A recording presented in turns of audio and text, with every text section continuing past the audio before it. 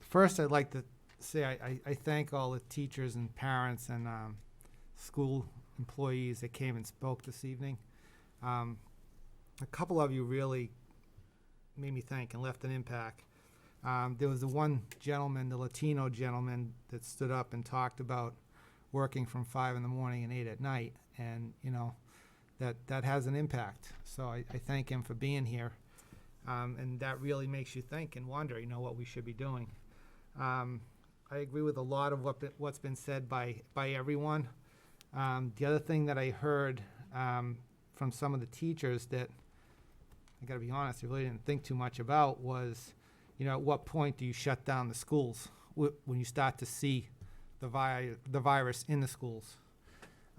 So we really need to come that, and I didn't see that in your plan, Mayor, by the way. So we really should come up. That should be added to the email that you sent.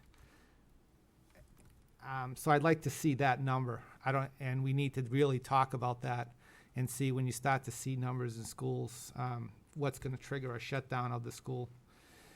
And the other thing I'm very, very concerned about is testing availability in the schools.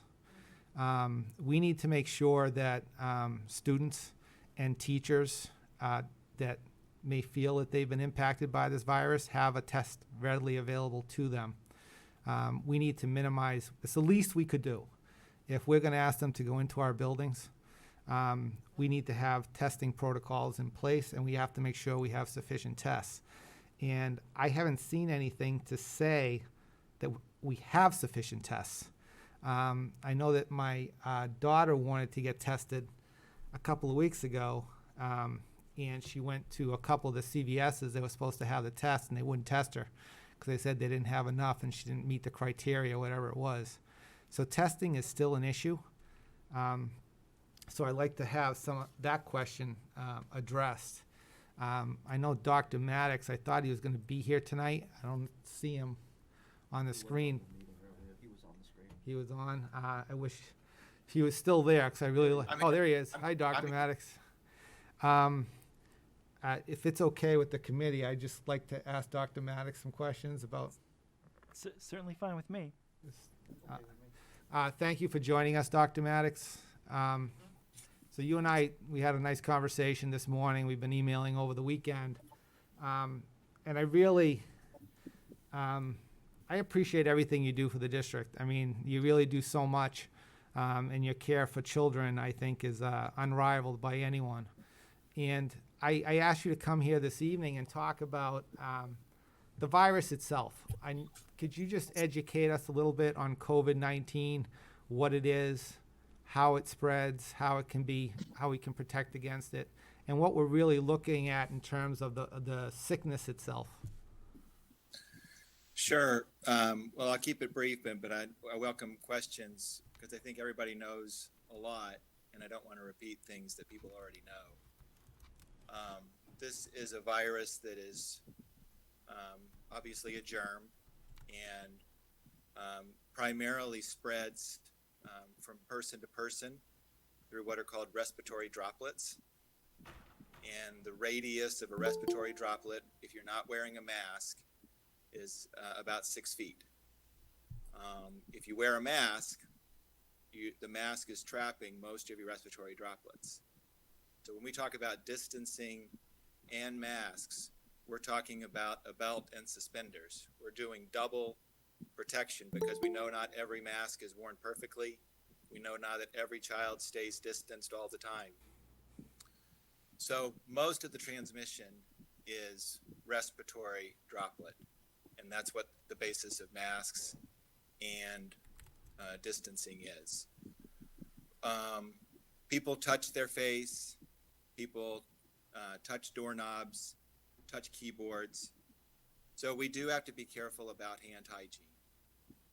If we were as cautious about hand hygiene as we're going to be, I remember Assistant Superintendent Pifferling talked about the fact you didn't used to have to fill soap containers at the high school bathrooms. And they were noticing, even in March, they were having to refill the soap dispensers. People are getting the message, and we're going to enforce that. That's going to help all kinds of respiratory illness. The number of flu cases that you would see in a usual school year and other germs, it's going to make a big difference. So we're doing multiple layers of prevention: masks, distancing, and good hand hygiene. And that's going to prevent a majority of transmission. It is worth adding a couple things. One is how much surfaces themselves can be contaminated. It is important to clean, and custodians will have never been more important. They've always been important. They've never been more important. That has become less of a concern. I remember the big debate in the spring was reusable grocery bags, and that was a lot of effort without a lot of science. But something that has evolved is the aerosol. So the idea that some of the COVID virus is present in aerosols. Aerosols are lighter than respiratory droplets, and they can linger in the air. Somebody said they can linger for days. That doesn't seem consistent with my understanding. But it is something that we need to be concerned about, and that has turned the conversation about ventilation and the importance of ventilation. So if you have ventilation through open windows, open doors, and obviously ventilation systems when they exist, you can really mitigate stagnant air, because aerosols disperse very quickly as long as the air is turned over. So last comment, and then I'll see if I've told you too much of what you already know. Think about respiratory droplets being the primary transmission, and think about aerosols being minor. When I saw COVID patients this spring, I saw them in a mill building in Lawrence that had the ventilation of some of the Haverhill school buildings, like Tilton, built at the same time. There were no open windows. There was no attention to ventilation. It was an old building, and we didn't understand aerosols. And I spent significant time face to face with COVID positive patients, and I never got sick because I had protective gear. You can't go to Fenway Park today. Fenway Park has excellent ventilation. And the point being, ventilation is important, and I support all of the DESI guidelines around ventilation, but the primary way we're going to protect one another is through the basic three tenets of masks, social distancing, and hand hygiene. And if we do that, I think some of the very dire and scary scenarios that have been lifted up, something none of us want. Dr. Fauci believes we should open schools in areas of low transmission. And I think that this is somebody that we can all trust, that would never suggest anything that would endanger a child or a staff person. So maybe I told you more than you wanted to know, but that's kind of the basics of the virus. We can't be over-informed when it comes to this issue, especially this evening. Thank you very much. The other question I have for you is, I know you don't have a crystal ball or anything, but considering that this is a virus, is this going to go away anytime soon, or is it here for at least the foreseeable future? A lot of people have gone poor on making predictions these days. So I think anybody has to be humble when you make any predictions. It seems like this is not going away soon. It seems like even under best case scenario, a vaccine and the effectiveness of the vaccine would not be fully realized during this academic school year. Thank you very much. I'll yield to anyone else that has a question for Dr. Maddox, and then I'd like to come back. Mr. Vice Chair? Sure. Does anyone specifically have a question for Dr. Maddox? I do. Sorry. Ms. Ryan Ciardello. Thank you, Dr. Maddox, for being here tonight. I'm sure you were listening in, but there are so many questions, comments that were brought amongst us tonight from the community, parents, and teachers for the concerns. And I don't know who's taking all those notes. I took as many as possible, but we received some things were sent out from certain concerns. I know you can't answer all that tonight. If you could, then go ahead. But no. My question to you is, or if anyone knows, I spoke to other committee members. Is it true about when you're going back to children, what is the risk, or has there ever been, and again, I'm asking you as a doctor, as a pediatrician, where you may be seeing my children someday. What has there any cases? I know that there have been children, unfortunately, and teenagers, and the loss of any life is horrible. We all know that. But I shouldn't say but do you have a number worldwide? How many children transferred the virus to, whether it was another child or an adult, and whether they just caught it and had horrible symptoms, or was it fatal, or is that number zero? I don't know. I was told that, so I'm asking you as a pediatrician. You want to know if any children have died from COVID? No, no. I already know that there has been, and not just children. There's been obviously. I don't even put the number out there because it's horrible, and I won't get personal, but I mean it's hard. But my question to you is: has there been any children, in particular, you know about globally, that we all say that the children are healthy. I mean, you said Dr. Fauci, everybody says he's great. He is. He's wonderful. He's a brilliant man. We were told no mask. Again, I'm not getting political. Then we were told to wear a mask, but so did other people, and I won't say who, on both sides. So it became, but no one knew. So I don't think anybody's to be at fault at that when we were hit with this. But are there any cases where there were children or middle school, younger kids that had symptoms, had the virus, but sometimes they don't have the actual symptoms, that spread it to somebody else? Sure. So it gave them the virus, because I keep being told that no. Well, not keep being told, but when I read something, I think it was in the Wall Street Journal, but I don't read that often. But a colleague of mine mentioned it, so I just thought I'd bring it up.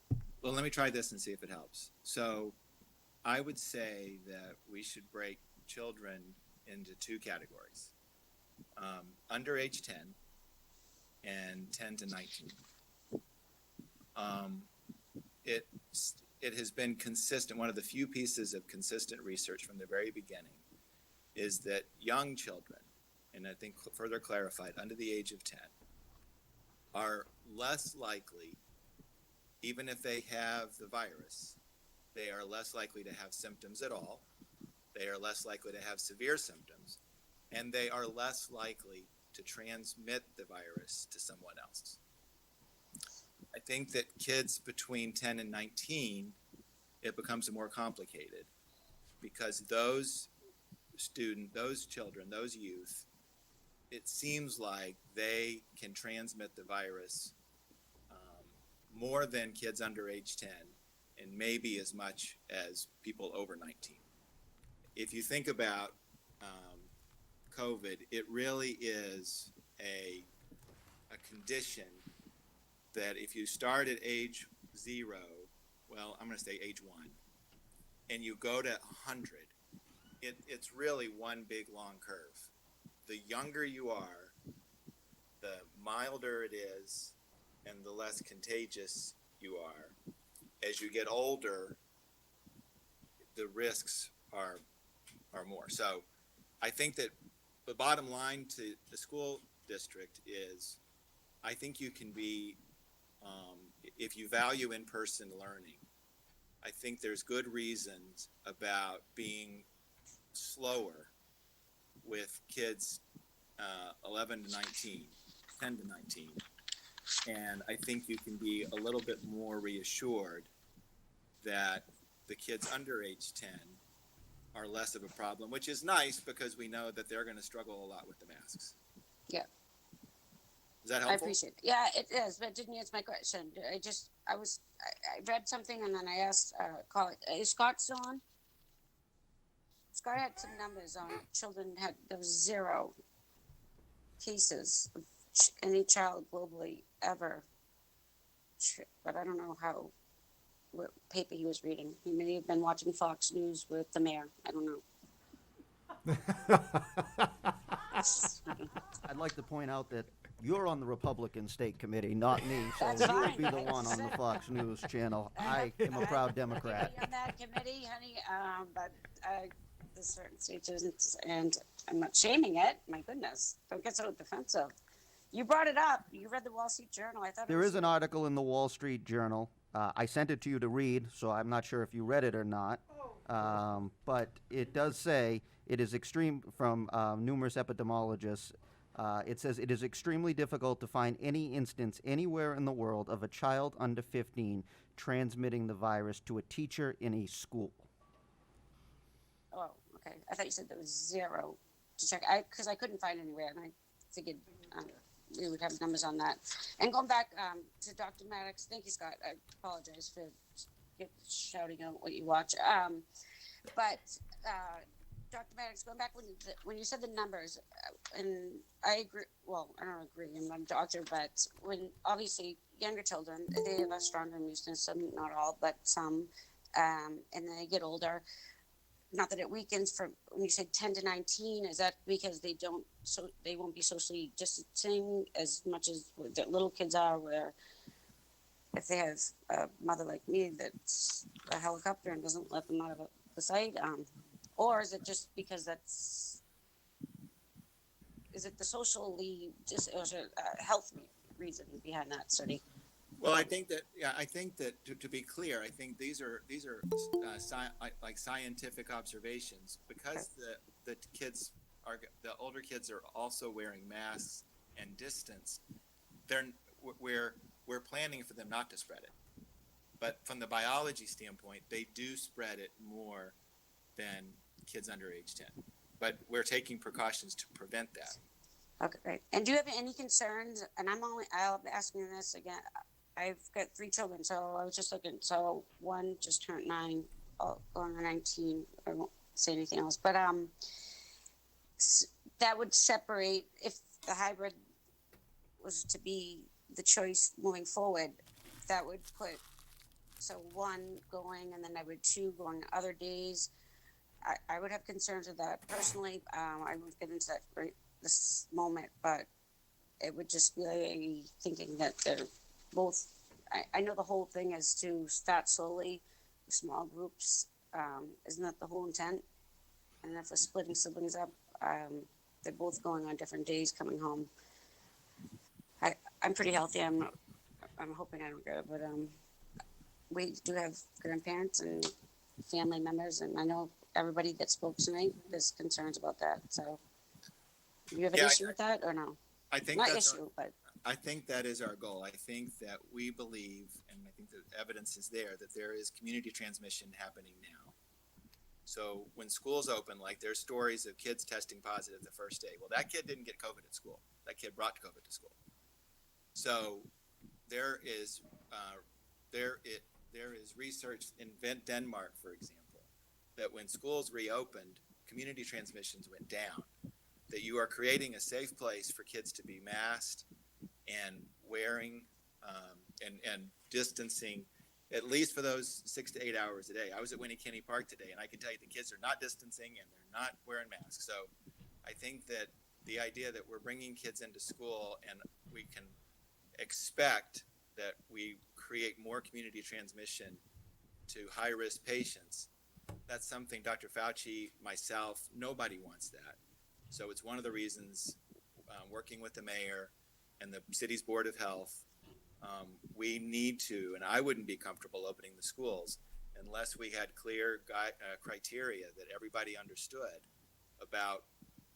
We know what baseline rates are. We can't promise that we're going to make it lower, but we don't want it to see it going up. And so I think that part of my endorsement of the superintendent's recommendation is with the assumption that with working with the city's Board of Health, that we have that criteria very clear for the public to understand, and then we monitor it.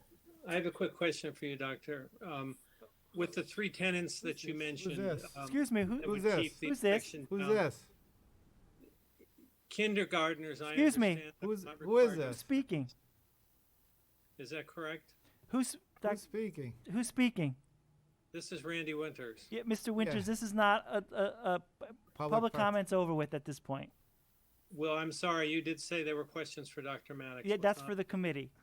Okay, thank you. I'm sorry. Thank you. I think Mo- Mr. Wood has a Oh, okay, question. Okay. Yeah, I do have a question for Dr. Maddox if he's still there. Am I here. done? All right. Are you done, Ms. Ryan Ciardello? I'm sorry. Well, if we're gonna get into discussion, and it can wait, but I had some questions to Dr. Maddox, also as Dr. Martyr, and to the committee about social and emotional learning, and how we're doing that remotely. And I know that's a large topic to cover right now, but things are happening, and we don't have much time.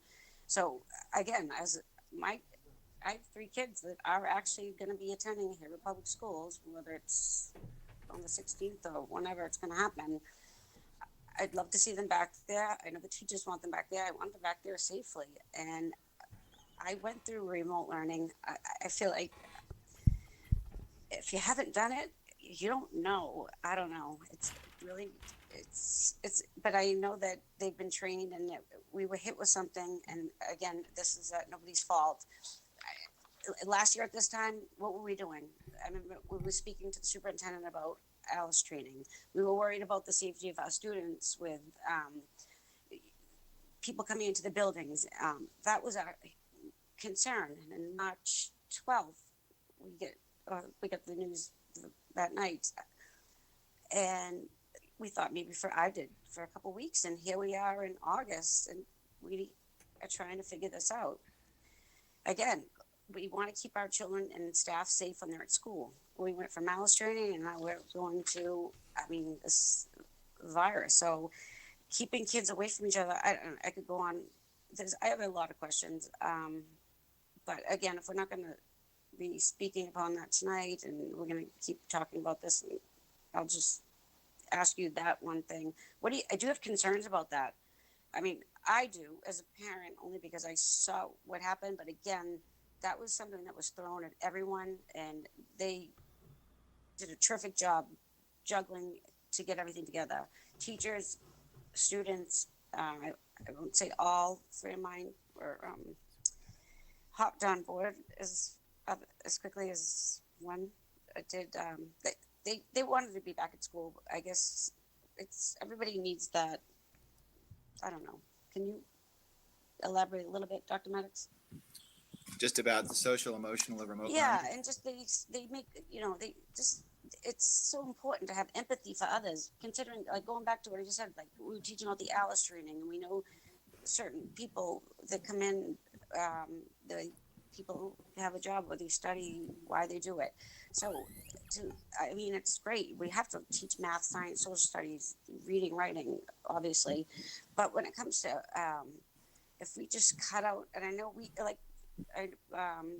Attorney Michael Ketty said, is there ever going to be an end to this? I don't have the answer for that. And I was hoping you did, but it's almost like the flu shot. People get it every year. Some do, some don't. It's something I think maybe, I'm not a doctor, but it's going to be here for a while. Life has changed, as we all know, just on a daily basis. Things are just not the same. So if we just if we go remotely or just cutting up days, I don't know. Teachers and students, they get to know each other. They learn empathy. They see a kid fall,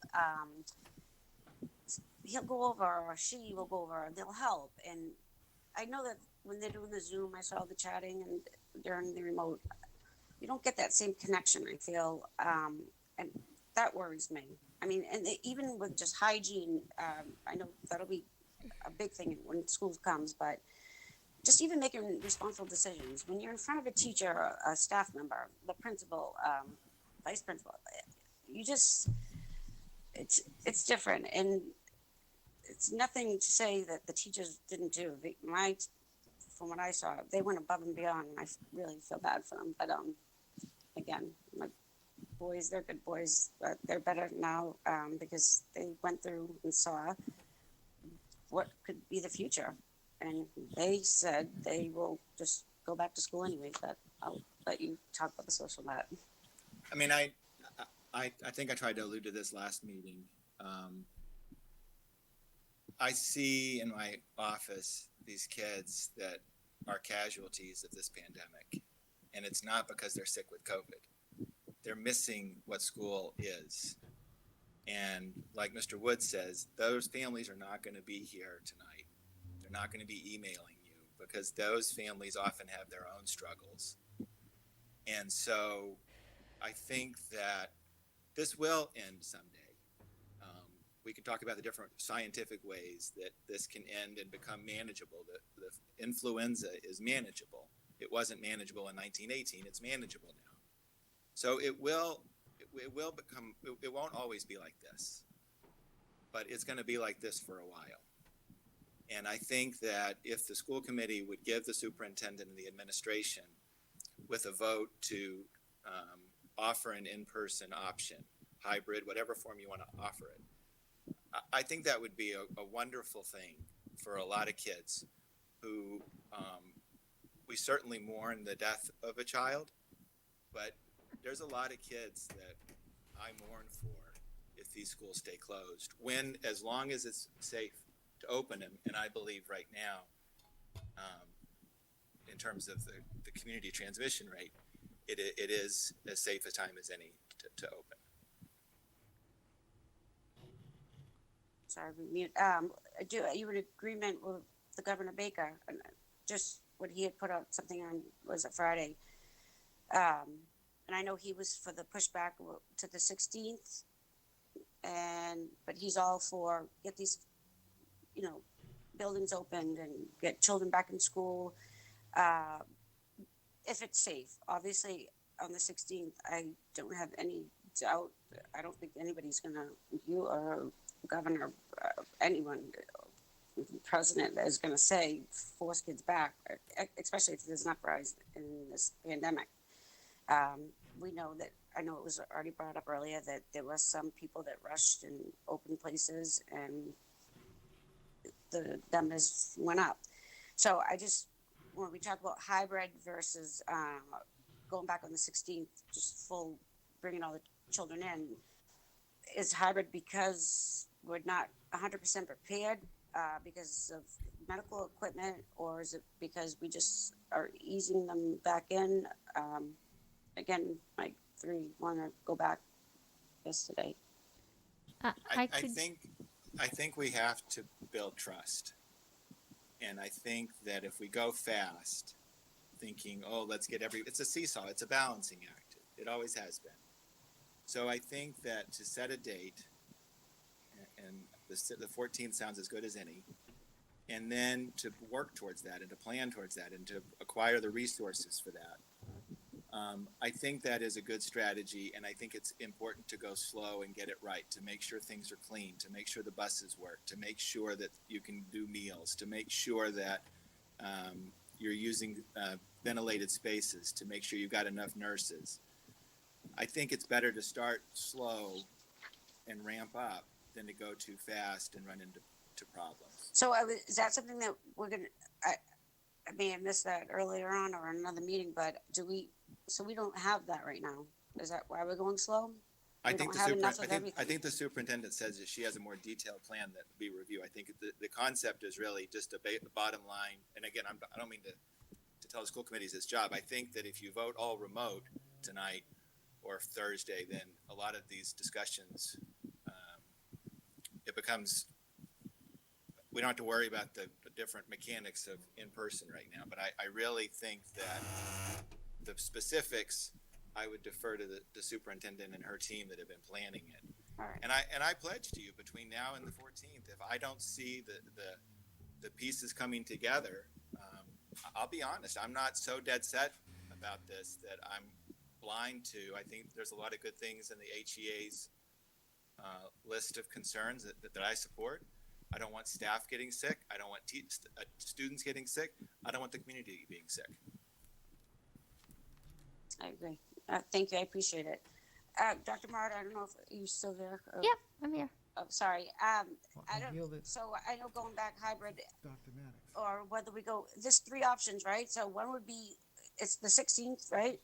Yeah, the 16th would be the first day back to school for students. I believe staff is So, somewhere September 2nd. Unless there was something, all staff, all students would go back. No, The other option was yes. hybrid, and the other option is remote.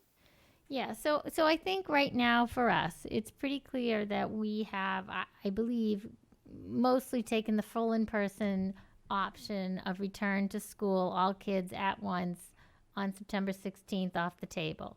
And we've taken that off the table for a couple of reasons. I think one of the big ones is just the ability to social distance and the ability to implement, routines and structures in a safe way with 8,000 kids coming back to school all at once. We don't feel like that's a safe possibility. Right now, what we're suggesting is a hybrid model with, there's a group of parents who just don't want to come back, and that's fine. So we're expecting about 20% of the parents not to want to come back. And that would leave us about 40% of the students on Monday, Tuesday, 40% on Thursday, Friday. So class sizes down from maybe 24 or 25 at the middle grades down to 10 or 12 at those grades. And us ramping it in slowly over a couple of weeks. And we can talk about how many weeks. Right now we're proposing that maybe in the first week we'd have grades 1 and 2, grades 5 and 6, and grades 9 and 10. So half of each school begin to come in the first week. And the next week, the other half of the school join them. So that, again, we have time for structures and routines and make sure everybody understands what they need to do before the buildings get too full. We could talk about extending that out longer if that's something that people wanted to do as well. But that gets sort of most of the people in the building, gets the kids in the building by, I believe it's the first week in October or so. So, all kids back in a hybrid model. And then going back to remote, that would go on until, I know it was brought up several times tonight with concerns about, there's no perfect answer to anything. So I'm just, like others, I'm trying to just find the right thing to do. So remote learning, if that would be held off until, who's to say when it's, and again, teachers, without teachers, we all know that, we're all, well, not all of us, but you're an educator, and a few of us are, we know what it's like. So if without educators, we wouldn't have any profession. And I'm quoting Jen Rivera, she like her quotes. So if the committee did decide to go and vote to start remotely, who is it up to is the government, the Baker, or is it the CDC, Governor Baker of the CDC, or our own Dr. Maddox, or Dr. You, the superintendent, the mayor? Who's making the decision? Because I know they're leaving up to the school districts. When would they go back? When is, like, it's, I feel like, how do you get a date on that? And if we could, then there's things I need to think about. Yeah, I think that's exactly right, Maura. I think that's one of the concerns, right? If we don't go back now when the rates are very low, when would we go back? And I think one of the things that I would really appreciate from the school committee and from the state, really, and that we're working on with our medical professionals is some kind of guidance around that. What are the numbers that say we should be in school, and what are the numbers that say it's time for us to move to remote learning? I do think that we should have some structures around that and have some agreement, or at least some some points, and that we should be reviewing those numbers at each of our school committee meetings and having conversations about them, regardless of which plan that we're in, because there is no perfect plan, and we need to keep close tabs on it for the sake of our staff and our students, regardless of the model. Yeah, it's just so. All right, I appreciate that. I don't want to keep anyone else, but I thank you guys for your time and your input. Thank you, Ms. Ryan Ciardello. I believe Mr. Wood had a question for Dr. Maddox. I forget what it was.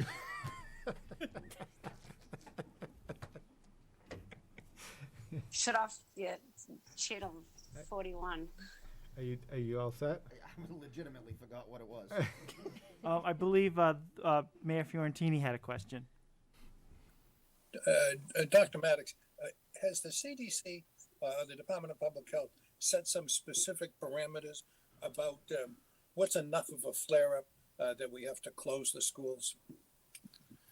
So the DESE guidance talks about that is a decision that DESE wants the superintendent to consult DESE on. So we have three different kinds of scenarios to think about. And this is all in the DESE guidance that Dr. Murata has referenced. We have incidents where kids that are in the same cohort, kids and staff that are in the same cohort in the classroom together, one person's positive. As we all know, you can be contagious before symptoms show up. So, the student is symptomatic on Tuesday and gets tested, and we have to look at everybody that they were exposed to on Monday. So if you isolate that cohort, test that cohort, and you've got some transmission, but it's all in that cohort, that is a contained event, and that we're going to have those incidents.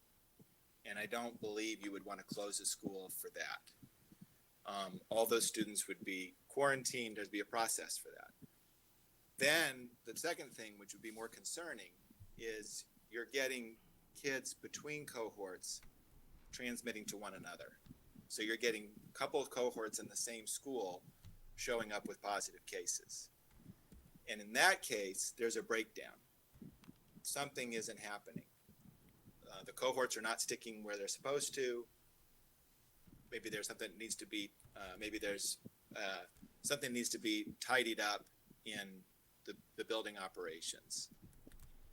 Still may not require closing the entire school, depending on where the cohorts are and what grades, et cetera. But it could theoretically involve closing that school for a deep cleaning and then coming back.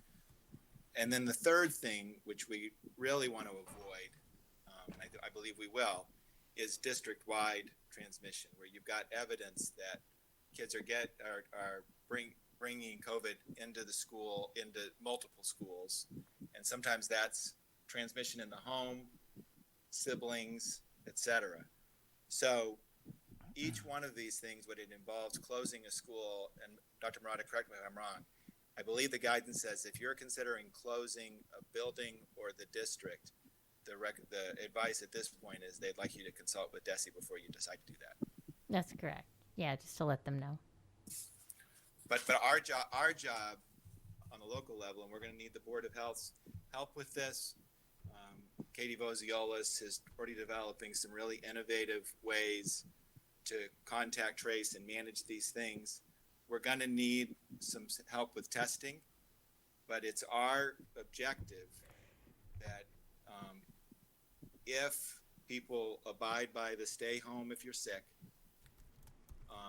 that we believe that if we do have occasional positive cases, if we can contain them to only one person or possibly within a cohort, because again, you can be contagious before symptomatic, that is a success. And then the final thing I'd say is the model that DESE has created that is consistent with the CDC and the American Academy of Pediatrics is remote learning is not what we're going to retreat to in permanent defeat.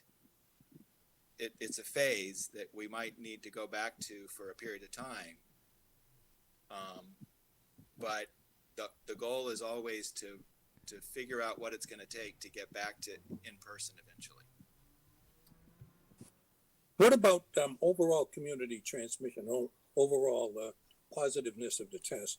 Does either DESE or the CDC or TPH set any standards on that? Those guidelines I have not seen those, and I think that when I hear that answer, when I think about that concept, I think about Governor Baker, who I think has done an extraordinary job getting Massachusetts under control. He doesn't have criteria that he has publicly, and so I think that what that means is there are so many moving pieces to the different data points.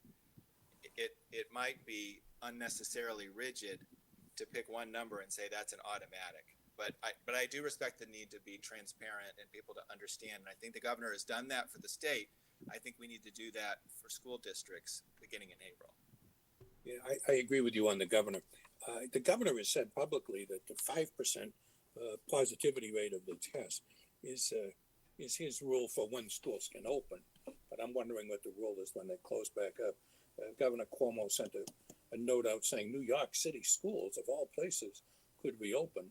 But if the citywide positivity rate went above 9%, they should close up again. But I don't know if Governor Baker's setting any number like that. Do you? The one I've heard in Massachusetts is 5. It is 5. So open 5, close back up again 5. There are communities in Massachusetts right now, as you know, that do have rates above 5%. I don't know if any of those have voted to go in person, but I think in general the recommendation is if you're below 5, that's as safe as it's going to get. If I were the mayor of one of those cities, I'd be pushing hard for all remote, but fortunately, I'm not. Just a couple of other questions on the phasing. I agree with you. We have to go slow. I didn't at first, but a number of people, including you, Doctor, have convinced me that we have to phase it in and go slow. I'm wondering, and I phrase this to you and to the superintendent, why not go a little bit slower than the superintendent has proposed? In other words, why not start with the lowest grades first and phase it in a week at a time? The disadvantage of this is that some kids wouldn't get into school until November, but on the other hand, I feel that the advantages outweigh the disadvantages. Your thoughts on that, Doctor? Is it being phased in slowly enough? I have not seen anything from the superintendent I disagree with. Okay, that's fair enough. Dr. Murata? I believe Ms. Stone, do you have a question, Mayor, or? Yes, to Dr. Murata, if she's still there. Regarding beginning with younger grades and phasing in that way? No, regarding the phasing. Yep. Would you explain the phasing again? And would you have any objection to changing the phasing along the lines that I suggested earlier, that we start with a grade 1s, 5, and 9 start the first week, the next 3 grades start the next week, and it would take altogether at least a month before all the kids get back into school. Yeah, I think it puts us to about November 1 when the kids would get back into school. I mean, I'm open to that possibility. I think, there's just different ways to kind of look at things. Again, just concerned about what the disease state is going to be like as we move into November, and considering just families at home and their need for childcare. But, to be open to that. If that were the school committee's will, certainly we would make that work. I absolutely share your concern on all of those points. On the other hand, having reopened City Hall sooner than most other mayors throughout the state did, I know that it took phasing to build the confidence of my employees. And also, a number of employees had some very, very good suggestions as we went along. Plastic shields here and move distancing there, and et cetera, et cetera. And we were able to work those things out by doing it slowly and carefully. So those are my only thoughts. And I'm open to taking a vote tonight. I said earlier we should vote Thursday, but I'm hearing from the other members that you want to vote tonight. And my thought is if we do vote tonight, that we come back on another day, the Thursday or another day, to see if there's any amendments or changes we want to make to the plan. I am convinced by what somebody said earlier.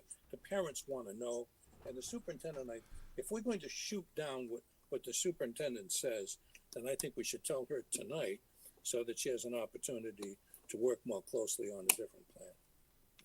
Thanks. Thank you, Mayor. Ms. Donay, do you have a question for Dr. Maddox? Yes, I do, Dr. Maddox. If I heard you correctly, you were saying that for the hybrid model to be successful, that the masks are going to be a very important component of it, as well as the distancing, from what you saw even at Winnie Kinney today, when you saw that weren't people wearing masks and distancing. And I guess this would be for you and for Dr. Murata, that if the mask is going to be the issue and the distancing for that model, is this going to fall back on the teachers? I know the teachers are very stressed coming in. They have a lot on their plates. So they are going to be the ones that are going to be responsible in the classrooms, in the hallways, or the walkways in to be releasing the masks and the distancing. Because as we know, the development age of these children, they cannot comprehend to always have their hands by their sides, their hands not on their face, hands not touching someone else. So is this just another added burden that we're going to add to our teachers' plate, or how are we going to address that? Well, maybe I'll offer, I guess, a medical comment. Dr. Murata might address the teacher-specific part of it. I mean, this is the new reality. You know, we didn't used to wear seatbelts, but now we do. And I think that for the time being, this is the reality. I know that certain kids are going to struggle. Certainly, a child that has an IEP or a 504 and is unable to wear a mask, we do have ways to accommodate that child, and we also need to accommodate the staff working with that child. But I think that teachers can teach, and they're amazing what they can teach kids to do. Pediatricians are going to really work with families to begin training kids now, getting used to their masks so it doesn't all fall to the teacher. But I'm very pleased that Dr. Murata proposed and the school committee approved a pretty black and white mask policy. And for the safety of staff and other students, if a student is unable to wear a mask because of a disability, they'll be doing remote learning. Thank you. Yeah, so I guess I would jump on and just say, I mean, I think we all see kids every day out with their families, and they're wearing masks. And I think the vast majority of kids in our society, even from the very youngest of ages, are beginning to wear masks, and they're learning to do that at home. I do think it's probably one of the most important health and safety things that we can teach a child. So I do think it's probably part of our curriculum at school. I do believe, as we're looking at, so what do the first 6 weeks of school look like? We're really thinking about, making sure that we create intentional learning communities for students and reinforcing the sort of social distancing, the mask wearing, the new sort of routines and schedules of daily life. That's really some of the things that we're going to be working on in sort of a PBIS fashion. That idea of a responsive classroom, or the idea of the first 6 weeks of school, is really setting the routines, expectations, and forming community.